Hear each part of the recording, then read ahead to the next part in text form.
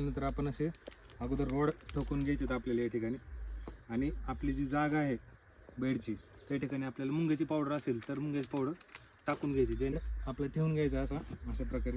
ज्या ठिकाणी आपल्याला पॉकेट दिलेलं असेल त्याच्यासमोर पाईप येतं का पाहायचं आपल्याला. नसेल तर आपली जागा चेंज केली होती त्या ठिकाणी आपण पॉकेट घालून त्याला व्यवस्थित सेट करून घेतलेलं. आपण एकदा काय करायचं, शेवटी आतमध्ये जाऊन त्याला व्यवस्थित सेट करायचं. तर आपल्याला 6-6 इंचचे थर द्यायचे. अगोदर आपण पालापाचोळा टाकणार 6 इंच त्याच्यावरती,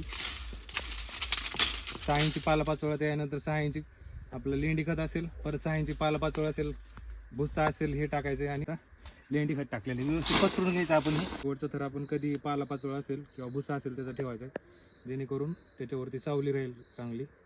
मित्रांनो, व्हिडिओ तुम्हाला कसा वाटला, आवडला असेल तर नक्की लाईक करा, सबस्क्राईब करा आणि शेअर करा.